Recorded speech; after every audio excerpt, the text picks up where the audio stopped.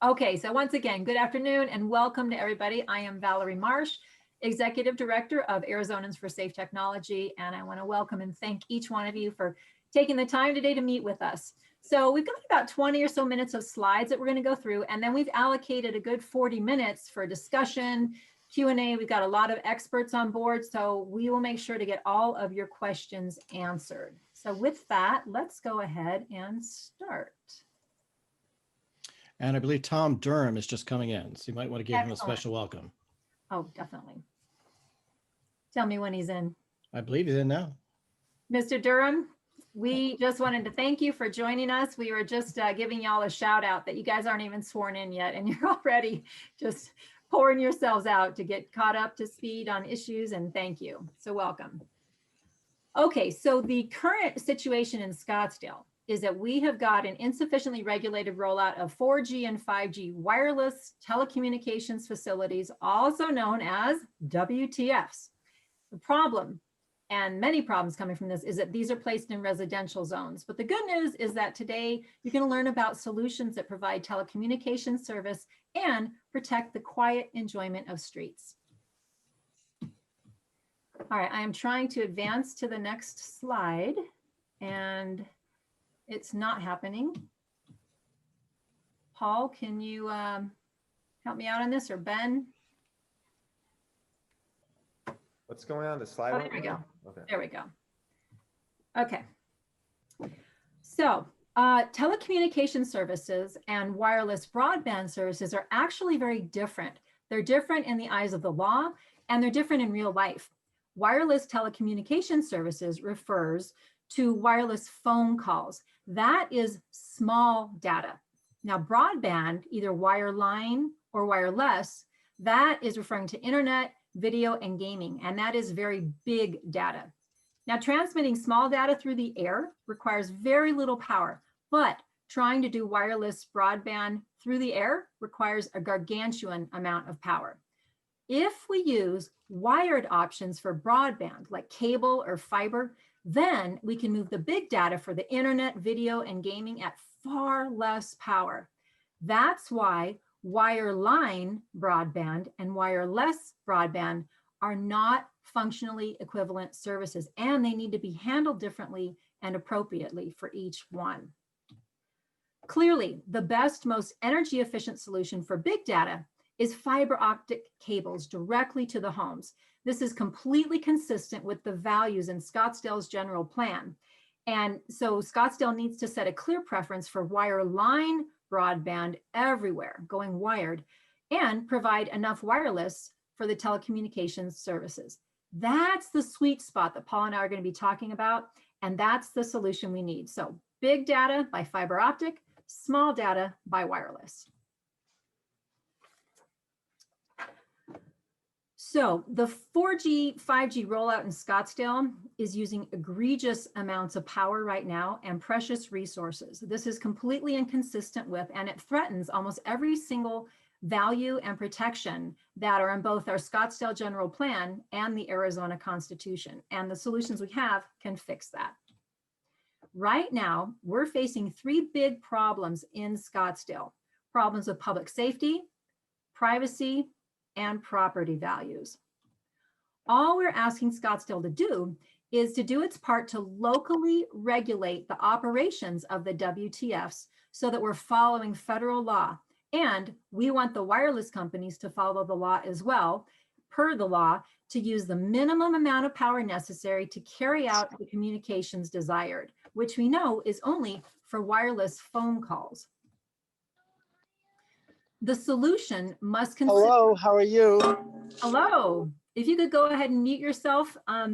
We are so glad you're here, and we're just going to go through some slides, and then we're going to take Q&A.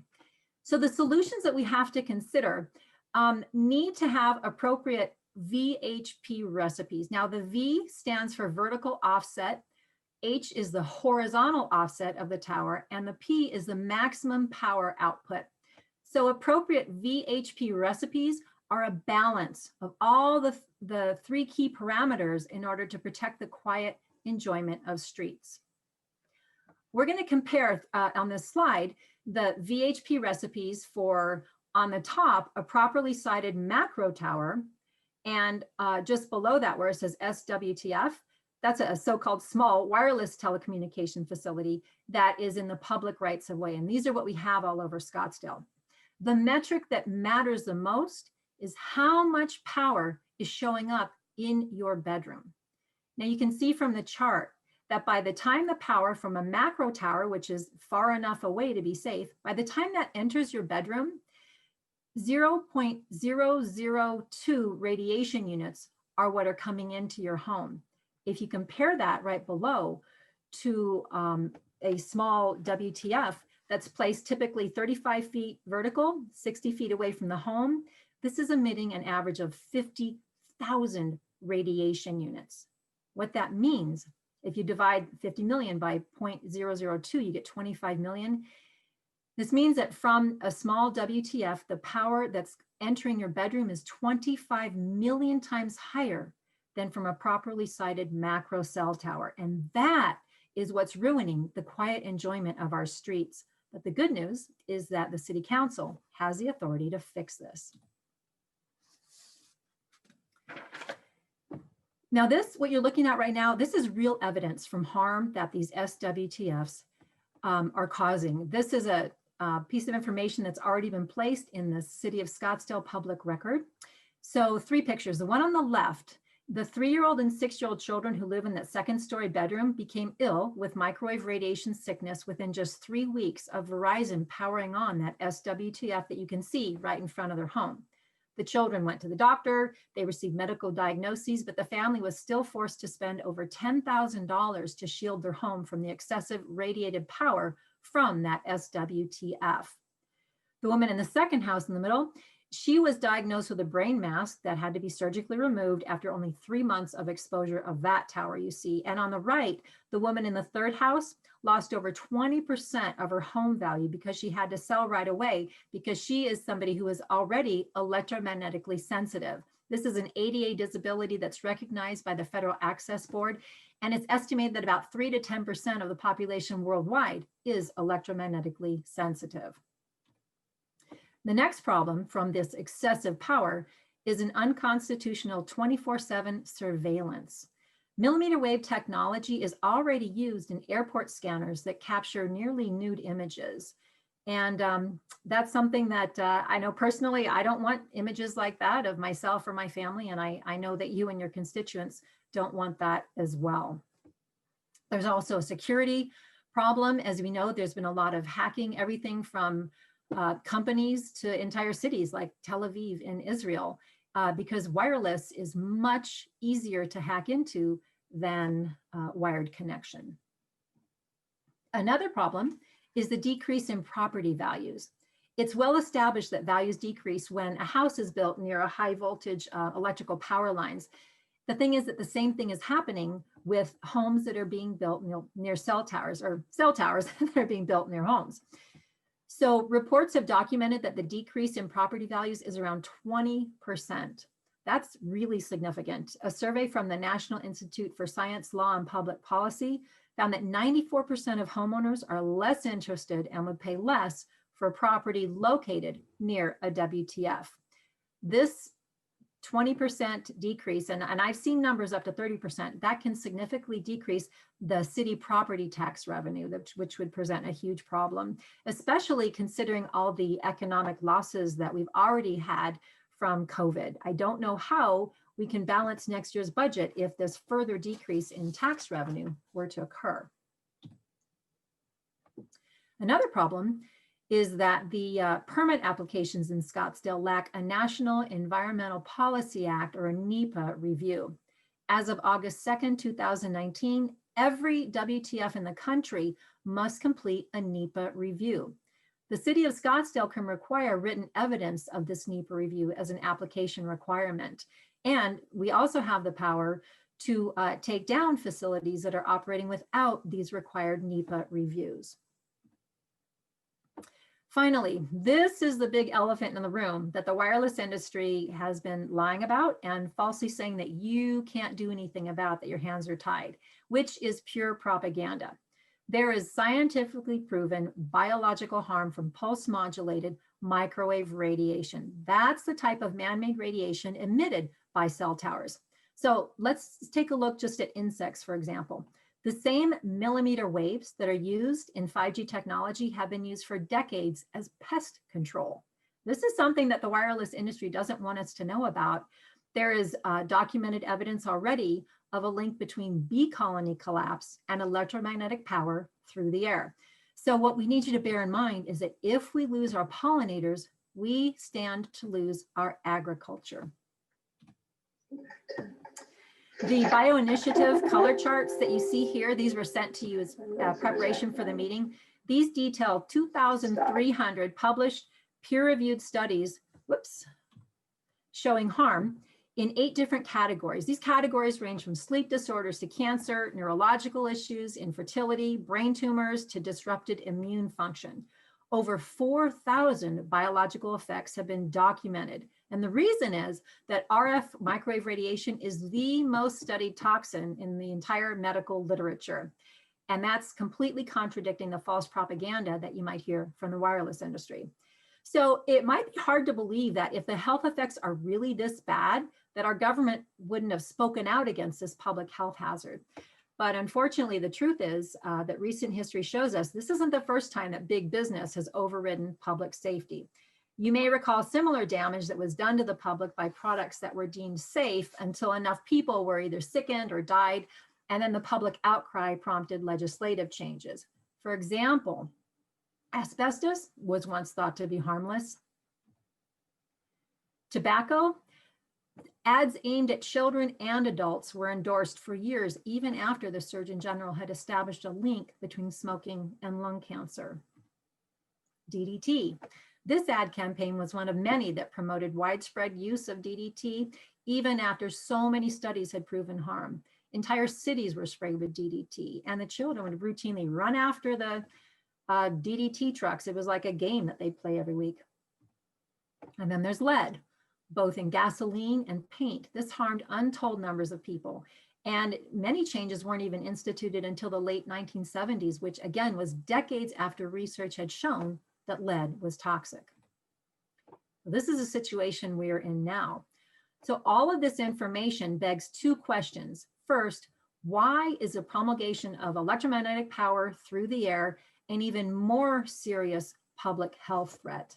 And another question is, how can one single technology be responsible for so many health effects that affect everything from our brains to our hearts to our blood, even our ability to reproduce? In fact, so much so that leading scientists are pushing to reclassify EMF from a class 2B to a class 1 human carcinogen. So those are the questions that we need to answer. And one part of the answer lies in the fact that our bodies are actually electrical in nature. They are exquisitely sensitive to even the tiniest electrical signals. This chart shows just how little power can affect our bodies, starting with amounts at the very top of the chart in millionths of radiation unit. 1 millionth of a radiation unit affects brain waves. At 2,000ths of a unit, that's what we were at with the macro towers that are properly placed, where everybody can get 5 bars on a cell phone. But what kind of numbers are we measuring currently on the streets in Arizona? If you look down on the chart, it's not common to have 10,000, 20,000, even 50,000 radiation units. And that's the range that causes leukemia, sleep disorders, cancers. So seeing how sensitive we are to even very low power is why we've got to stop the wireless industry from putting out so much unnecessary power. Another reason that EMFs cause so much downstream damage is the fact that EMFs affect our DNA. Evidence shows that they actually cause 2 kinds of DNA damage, single strand and double strand breaks, something that not only affects us, but it affects our future generations as well. In 1999, the National Institutes of Health called for the longest, most extensive, most expensive study ever conducted because they wanted to put to rest once and for all the question of whether RF microwave radiation caused biological harms at levels below the levels at heated tissue, what's called thermal levels. So The National Institute of Health's National Toxicology Program, the gold standard of research, spent $30 million over 19 years and proved clear evidence of cancer and DNA damage for very low levels of power, 900 megahertz and 1800 megahertz exposures. This photo you're looking at shows healthy DNA on the left. The middle photo shows damage from the unraveling of the DNA helix that's caused by harmful ionizing radiation. That's not what's coming from cell phone towers. But we all know that ionizing radiation is harmful. In fact, researchers had to use the equivalent of 1,600 chest x-rays to get this much damage that you see in the middle photo. The thing is, if you look at the photo on the right, that's from non-ionizing radiation, the same stuff that's being transmitted by the WTFs. And the industry says, oh, it's safe because it's non-ionizing, but you can plainly see that both the ionizing radiation and non-ionizing radiation are causing DNA damage. There's one final piece of critical information that we need to share before we can address how we can fix these problems. And this is really important. At the Scottsdale City Council's September 15th work study session, there was an astute council member who was aware of the potential lawsuits that could hit the city because of these proven health harms and the property devaluations. So this council person asked if the wireless carriers were sufficiently insured for lawsuits. Mayor Lane mistakenly assured the council that the local companies had sufficient insurance. This is critical and this is false. The wireless industry, what they're doing is they use shell companies to apply locally for the permits. That shields big Verizon and big AT&T from all those claims of illness, injury, or death from the toxic emissions that the WTFs are putting out.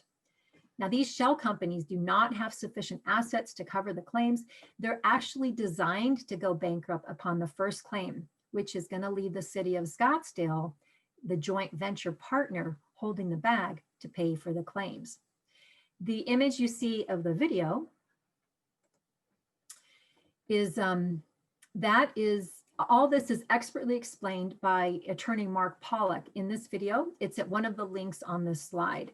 And actually, it turns out Mark Pollock is going to be conducting a Zoom meeting with the Chandler City Attorney on January 15th to discuss all these insurance issues. He's a phenomenal attorney and one of the world's experts on this issue. And we are urging you to ask Scottsdale attorney Sherry Scott to watch this 19-minute presentation and attend that meeting on the 15th as well.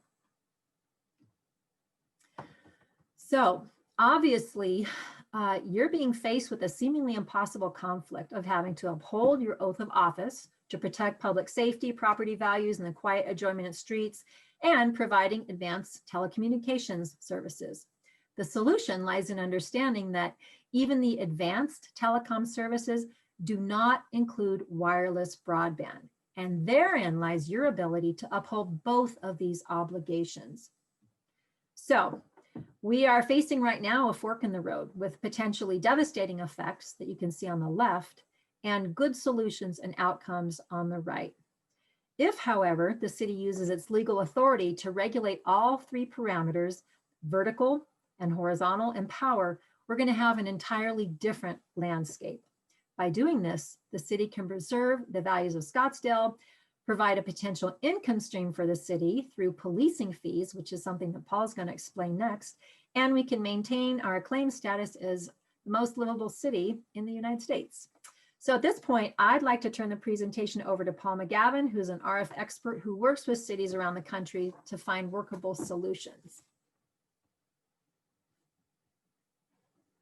See, can you unshare your screen? That would be helpful.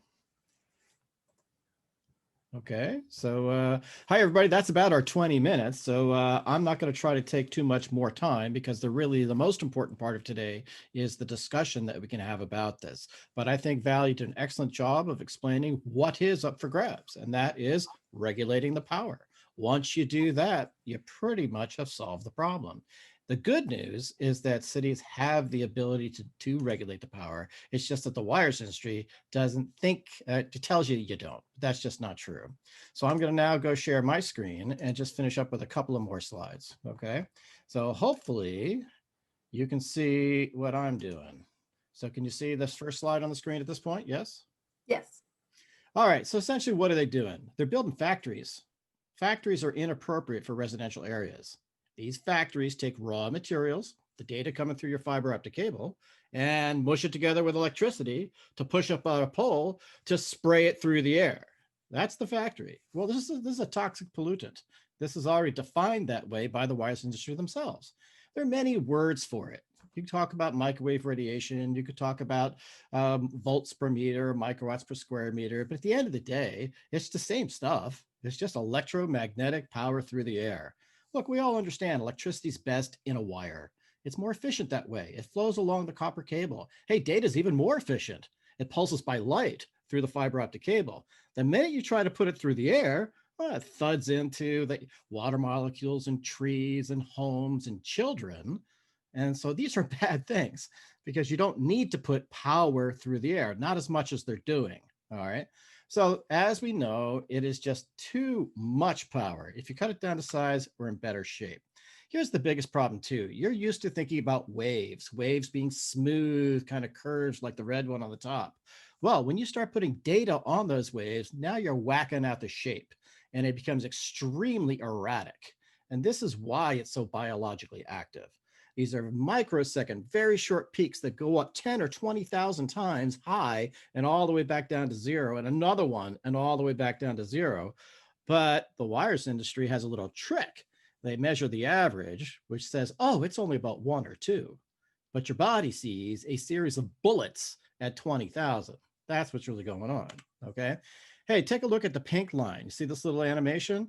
When waves kind of come together, they're additive. This is what's called resonance. And what they're about to do is put a whole sandwich of frequencies out into the residential areas, and you're going to get all kinds of addition out there that is impossible to predict. This is just way too much power. Here's a big chart. Why do we break it up this way? Well, the blue things are kind of what we've had over the past 2 or 3 years. All right. This is just the 4G world plus some Wi-Fi, but all the black is what's coming. This is the stuff, this is the part of the 5G revolution, they say, but they've already made the decision that the whole column to the right isn't working out very well. They're already not doing it anymore. They said, oh, we got it into 2 or 3% of the country and we're not going to continue doing it. We're going to actually just stick to the column on the left. And that means you're going to be from 600 megahertz at the bottom all the way up to about 6,000 gigahertz. Well, once they make that decision, there's no reason to be in the public rights of way. They can easily reach a neighborhood from 2,500 feet away, just like they used to for the last 20 years. So honestly, what's the biggest problem we're facing? It's this: inside the box thinking. This is it. On the left, that's your city attorney. Your city attorney has been told by the wireless industry a bunch of lies for 20 years. That city attorney just keeps repeating whatever that city attorney heard. That's all that's going on. They haven't looked carefully enough at the original documents and the original laws to figure out they have a lot of authority that they are not exercising. They need to do that. All right.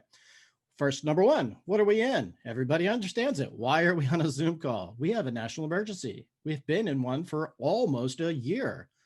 Well, what does that mean? Well, there's only essential activities out there. Essential activities are only the operation and maintenance of telecom facilities, not the building of new facilities. You have the ability to pass a moratorium today. A lot of cities already have. They don't have to fight these applications. They're just putting it all on hold until COVID-19 is gone. So these are the basic asks today. Please stop building new facilities. It's easy. Give time back to your city staff. Just pass a moratorium until this thing is over. Then you could take a look at what kind of laws do we want to pass for protection. And then we want to actually have a decent broadband plan. And Val hit the nail on the head. Big data by wire, small data through the air. That's the sweet spot. Hey, here's the ways to fix the problem. Most people are restricting you to aesthetics. And look, they are ugly. There's no doubt about it. These things are ugly. But that's not the only thing. The big thing is to say, what if we could cut this down to a 50th of the size? Could we do that? Oh, yeah. Instead of a 4-foot antenna, 15 inches in diameter, we could have a 4-inch antenna, a 1/2 inch in diameter. Instead of 28 cubic feet, like the one in the middle that woman's standing next to, that's how much they're allowed. That's 28 cubic feet right there. Instead of that, oh, well, you can actually come out with a power supply the size of your hand, okay? Well, is it going to look better in your neighborhoods? You bet it will. But most importantly, it's going to lower the power. That's the point, all right? How do you get this done? You get this done by stop listening to the wires industry. Get your own objective data. Put it in the public record. This is what you need. This is signal strength of second by second on every street in Scottsdale, and you log it every 6 months. This costs your city nothing. All right, you actually make the wires industry pay for this. Then you'll have real information, and you'll know for sure whether or not an antenna is needed or not. All right, so it's very simple. None of these antennas are really needed. That's the Paul, issue. can I interrupt you for a second? We have a Yes. couple of state and city people who need to leave at 12:30, and they have a few questions in the chat, and I just want to make sure that they get their stuff answered. before they Tell you go. what, why don't I just cut short right now and go right to that, okay? Let's go for some questions and answers. And to do that, you'll have to unmute yourself if anybody wants to talk. I'm sorry. That's Hi, all right. Kirsten Hi, how are you? Engel. Hi, and thank you so much. This is super helpful, and I'm sorry that I have something else at 12:30 that I have to jump off to. But I did just want to ask, what is the game plan here? Because this is a very convincing presentation that you all are doing. And so I'm trying to figure out, why is the industry using so much power and building these too big installations when it seems it would be cheaper for them to do something smaller, as well as better for all of us? Is there some bigger plan out there that we should be aware of, that they want to build out into something bigger? Well, yes, the plan is 24/7 surveillance. That's the plan. And when they have more power, they can actually watch you walk around inside your house. That's why you don't want to let them do that. That's unconstitutional. What else? They want to sell you, stupidly, wireless television. You don't need wireless television. It just makes more money for them. That's it. Do they have any laws to support this activity? Zero. None. All they have is preemption for telecommunication service. That's wireless phone calls. That's it. All it takes is a city to strap on the cojones to Right. say no. I'm ready for it, so I am going to jump off. So thank you so much. Okay. I'll Okay. look forward to listening to the whole thing. No worries. That's fine. Okay. Bye-bye. Any other questions? I mean, I can do a few more slides, but it's not critical because we have all the PDFs of all the slides. We're happy to send them all out to you. But So we do have a question from Tom, who's, I believe, one of the new Scottsdale City Council people, and I know maybe he's already left, but he said, Oh, have any other still cities here. followed your plan? all right, Tom, go ahead. Give us your question. Yes, has anybody followed the plan that you've discussed here? Well, of course, my town, you have to understand who I am. I got the veto of our state bill in 2017. About a group of 12 of us fought the wires industry and won. And then we came into my town and we passed a local ordinance that did zoning. So there will be no small cells anywhere in residential zones in Petaluma, California, because it's not necessary. They only put it in commercial and industrial zones. And in addition, they've been really smart. They said, well, we can't allow too much density, so we're going to spread these things out. We're going to put 1,500 feet between any two. And we're also going to say, you know, some people live in mixed use and commercial zones, so you still can't be within 500 foot of a house. That's the way it is. And so you also can't put any equipment above ground. Sorry. Maybe the antenna. Everything else in the ground, because it's ugly, because you don't need to look at it, because you want to preserve the aesthetics of your neighborhood. Make it difficult for the wires industry. Here's your goal. You want to build the least number of these things as possible, because once they own the location, then they can come back next year by federal law and make it taller and wider and more power and all the rest, unless they thud into your fuse. That's not what we've talked about. So here's the bottom line. Once you know the vertical and the horizontal, you do a little math and you say, cool, here's the fuse for that pole. That's all the power you get. And attached to that fuse is a policing fee. So if you blow that fuse, you can come back in and ask us to replace it, but we'll take $10,000 from you. Thank you very much. And if they blow it a second time, well, I'm sorry, that's now $25,000. If they blow it a third time, well, it was a 3 strikes and you're out program, so now you lost your permit. So you got to follow the local laws.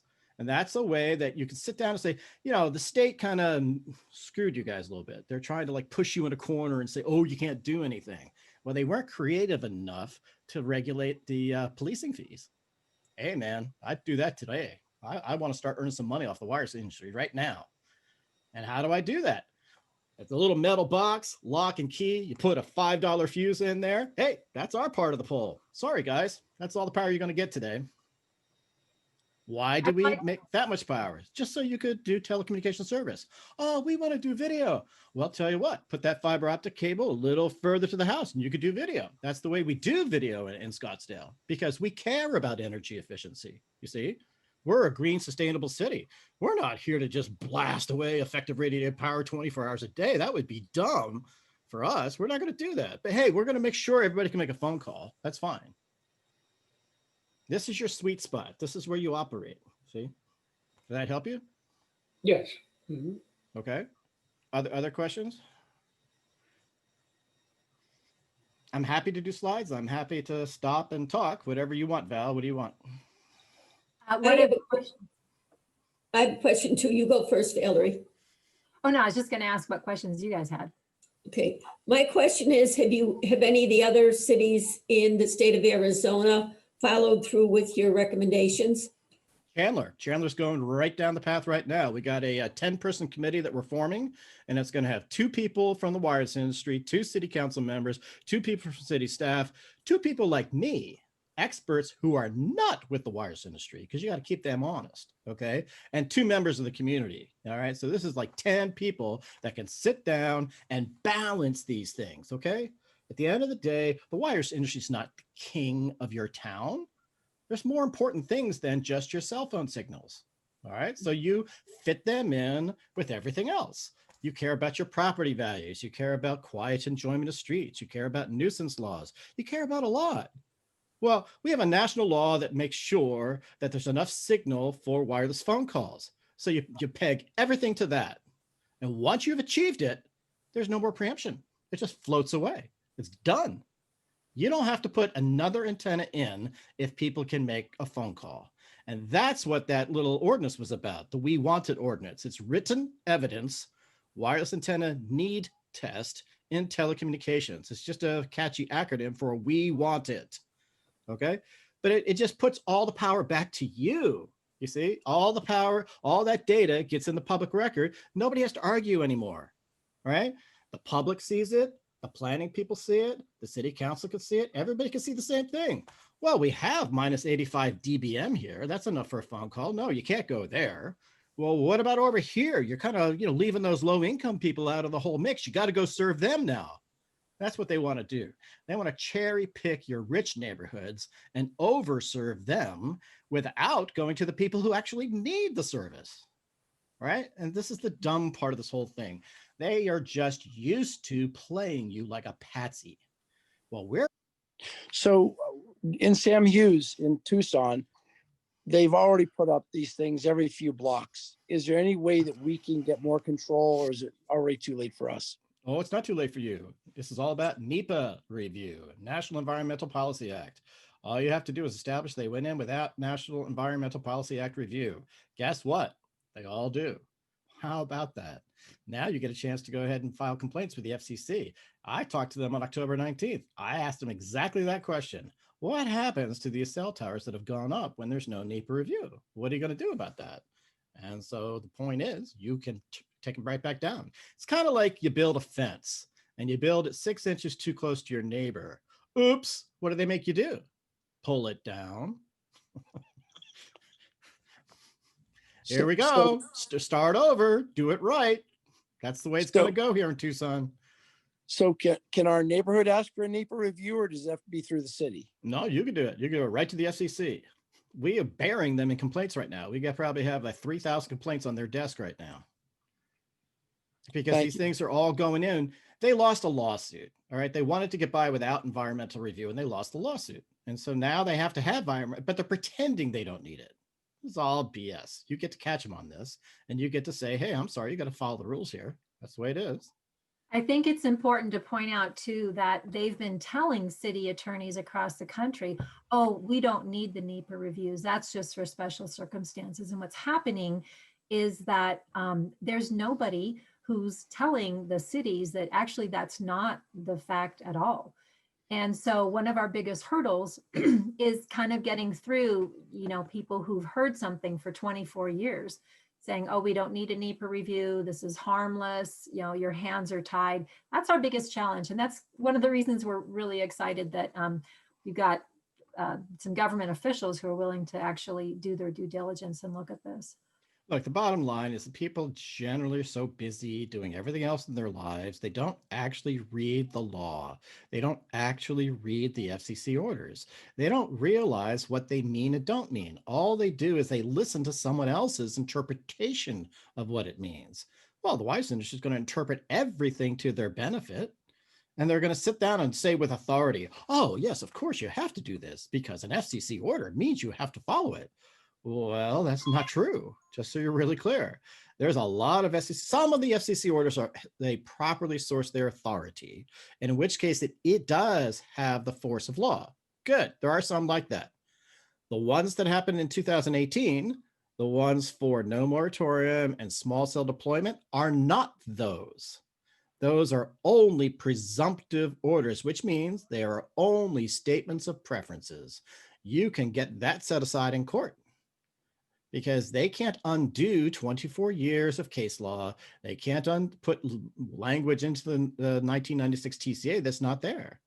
So this is what they're trying to do, but you can easily combat it just by pointing at the law and saying, no, we don't have to do that. And they can maybe take you to court, but they probably won't because they know they're going to lose. So they're just going to leave you alone. And they're going to go down the block to the other dumb town and try to get into that town. But you guys could hold firm. That's what I would do. I'd like to just briefly review. There are several options that cities have, as Paul has talked about. One of them is because we're in a state of emergency, we can legally call a moratorium on these WTFs. Another thing is we'd like cities to do what Chandler's doing, which is assign a committee so we can actually solve these problems. One of the resources that was sent to you was the New Hampshire report. They about a year ago assigned several experts and citizens to look into this and came up with the same conclusions, that there's a lot we can do about this. That's a 300-page document, but we can certainly summarize that for you. The other solutions that we have is to go after the permits that have been illegally and incompletely filled out. They don't have the NEPA review, but really the solution that cuts to the chase is to just turn down the power. That satisfies HB 2365, the fast track law. It's within our policing powers. And the beauty is that we can charge wireless industry for going over a safe amount of power that provides everything they're supposed to provide. And really that fork in the road slide, either we're going to be potentially bankrupted from lawsuits and property value devaluations, or we can actually add to our economy by just using some policing fees. And like Paul said, charging the wireless companies if they violate what we think is a safe standard. So we have lots of options. Our hands are not tied. Problem is, a lot of people have heard for 24 years, your hands are tied. Well, so right here in the order on this slide, hopefully you can see it, FCC Order 18-111. This is the no moratorium order.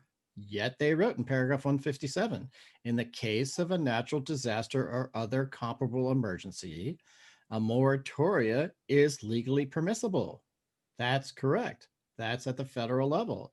That trumps your state law. COVID-19 is such an emergency. This is all set right here. You want to follow the rules that are in place? Follow this rule. It's in place. We're all set. You guys can now buy yourself some time. That's a really important thing. Something else that's going to help too is getting the medical profession privy to this information. And Elizabeth Kelly, who's the director of the Electromagnetic Safety Alliance, is organizing the 2021 EMF conference coming up. Libby, can you just talk for a moment about that? Yes, thank you, Val. I live in Tucson and I am organizing the EMF Medical Conference 2021. It's going to be held January 28th to 31. It's virtual, it's online, and we are offering 16 and a half continuing medical education credits to health practitioners in the United States. This conference is designed to educate and train health practitioners on how to prevent, recognize, and treat EMF-associated illness. So it's very timely to where we are today, where people are being harmed. They go to the doctor, they report their symptoms. The doctor doesn't know what's wrong with them, and they write them a prescription for their headache, and nothing changes because the person doesn't realize the source of their headache is environmental. And if they cleaned up their environment, the symptoms may go away. So there is a connection between EMF and health effects. It's well established. So at our conference, we're going to be featuring medical doctors and scientists, including the scientist who designed and managed the US National Toxicology Program study that we just reported out in 2018, which found clear evidence of cancer, cardiomyopathy, and a lot of dysplasia, which means that it was a long-term study. Had it gone longer, that dysplasia would have turned into more cancer. So we are bringing together 36 experts to talk about this, and we invite you to register. And so look forward to hearing from you. If you want to contact me directly, the conference website is EMF Medical Conference. No, excuse me, start over. EMFconference2021.com. Thank you so much, Libby. So we definitely have the ability to defeat this in our state. But the one thing we're lacking is manpower and numbers, and governments take action when enough people put pressure on them. And so we just need more people involved in whatever way you can, if it's just pinging your city council, if it's meeting with your state reps, or just making public comments. The smallest bits of action add up to a lot. So we need you. It's difficult. First of all, I'll be new on city council. We have a list of objectives that we want to accomplish, and it's difficult to continue to add.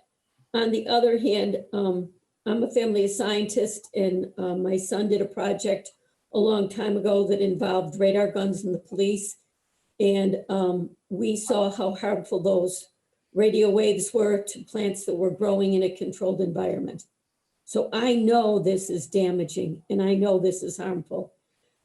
But if I start talking about it, let's just say on my Facebook page, is there one place or one reference where people could go to get information that they could understand? Because I understand basically the overview of what you're saying, but now we want specifics. Sure. Can people go and listen to the meeting that Gilbert is going to have for 15 minutes with the mayor?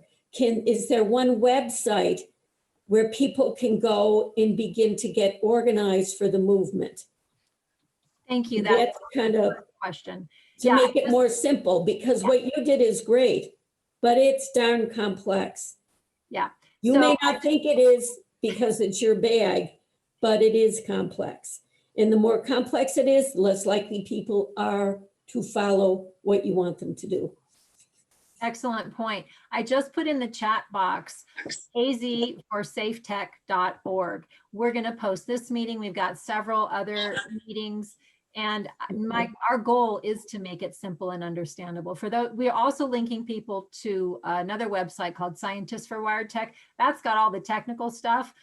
So with both of those, I think people should be satisfied, because there is all the evidence is on our side. I need to say, we're not here to throw anybody under the bus. The people in our government have worked so hard. Our attorney, our mayor, our council, they're just misinformed from very heavy, clever propaganda from the industry. And the other thing I want to point out in their defense is I've put well over 1,000 hours, probably about 1,500 hours, shut down a business 19 months ago. And it's just been focused on this. Those guys don't have time to do that kind of due diligence. So we definitely don't fault them. We just want to be able to give them accurate information. And if you can encourage the city attorney to attend the January 15th meeting with one of the top lawyers, she'll get her questions answered. So we're actually counting on you guys to help us, get through that logger jam. We'd like to work with you and just be a bridge between the people who have the expertise and the people who are making the decisions. So we're just willing to do whatever it takes to make this easy for you, put you in touch with people, and really appreciate being able to do that. So Betty, that's something you could help us with so we can help you, is to get us equal time. The work study session gave only one side of the equation. And because we were shut out of any public comment during COVID, we weren't allowed to publicly set the record straight. How can we help you? Because I think you will have a majority if we can just get this information put out publicly. I think that's the key. Is that we need to make sure that the population knows what's going on and what they can do to make it safer or to prevent it. And, that's getting us the start of a movement. And right now with COVID and everything else going on, it's very, very difficult to get anybody's attention, even on something as important as this. So, well, you do have to understand one thing, that it's already established that these exposures will do two things. They will cut your melatonin. So you have melatonin suppression, meaning you won't sleep as well, meaning you don't heal as well. And number two, it suppresses your immune system. So if you are concerned at all about people's outcomes in COVID, you would not be dumping this amount of power through the air to compromise immune systems. But if you cut the power, now you've done something effective to affect people's immune systems and allow them to strengthen. See? Yeah, good point. Okay. So how can we get this word out there? I have to think about it. I really do have to think about it. I think that probably another study session, to set up another study session on this, where we can invite you to present information. And that would be the start, and then try to get some people, try to get some of the healthcare systems behind it. But again, everybody is so overwhelmed right now that it's hard to say, oh man, yeah, there's yet another danger. And it's ever present, and we need to stop it now, because now we can stop it before it goes too far. That's going to be very, very difficult to do right now. Look, all we're asking is we have 3 laws, and it's less than 1,000 words total. And if we pass those 3 laws, then we get control over this. No, I get that. I get everything you're saying, because that's what we did. We changed the city charter. It took 2.5 years of a bunch of us, of hundreds of people working on it. But you got to plant the seed and make people know that they need this. And until they know that they need it, they're not going to buy into it. Right. All right. Excellent. Let us know how we can help. I And will. there's one final question. The 3 laws that you just referenced, Paul, there's a question. Could you restate those laws? Yeah, the first one is the We Want It ordinance, okay? And that's for the wireless antenna need test. That's just good data that is put in the public record every 6 months. It helps you to make decisions better about whether or not we should build this antenna. Very simple, very easy. You're in the Ninth Circuit Court of Appeals. You have a decision that says, hey, they got to prove a significant gap in coverage in order to put an antenna in. They're skipping that, but you have every right to make them do that. And you just do that through putting good data on the record. That's one. The other one is, hey, pass that moratorium. That's easy. That's simple. You could do that tomorrow. And then now you're giving everybody time back, and then they can focus on COVID and focus on other things without getting all these permits processed. Okay. So stop building any new towers during COVID-19. The third one is vertical horizontal power, VHP. Hey, for the right vertical and horizontal offsets, then give them the amount of power necessary for telecommunication service. There you go. You get those 3 things done. That's going to be less than 400 or 500 words. You're done. And now you've wrestled this thing to the ground. And so now you have an opportunity to fix the ones that are already in and make sure the new ones don't have to be retrofitted afterwards, because they're going to come forward with smaller antennas and less power. Okay. Thank you.